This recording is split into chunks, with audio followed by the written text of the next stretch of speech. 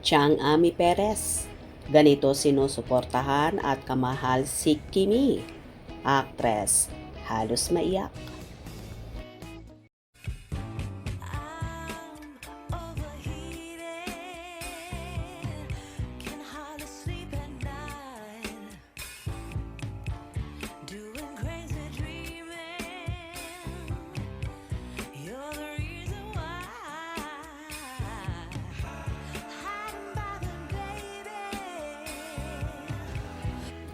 Ganito nga kamahal ni Chang Ami Perez Castillo at sinusuportahan ang TV host, actress at multimedia idol na si Kim Chiu.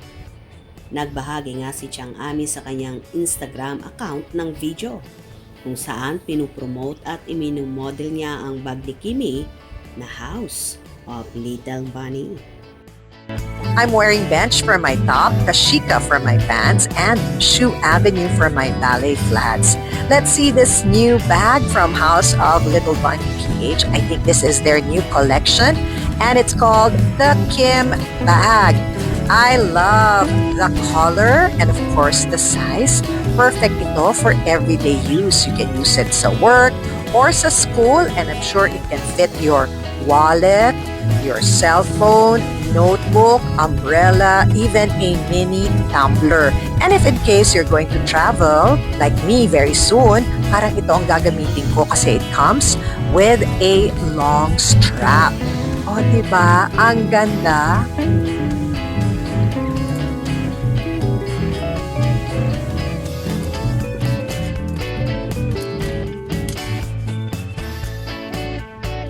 I love it. Look at that. So chic.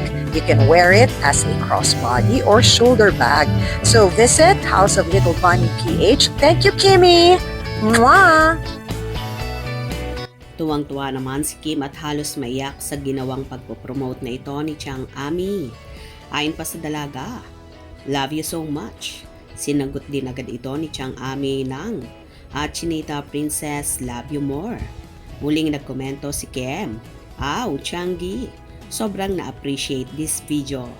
Grabe. Thank you, as always, my Changi." Sagot ulit ni Chang Ami at Chinita Princess, "Thank you din for believing in me. Love you."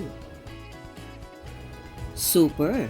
Love na love talaga ni Chang Ami si Kimi at ganun din naman ang dalaga sa TV host. Para kasing nanay-nanaya na ni Chinita Princess si Chang Ami at magkasundo sa maraming bagay.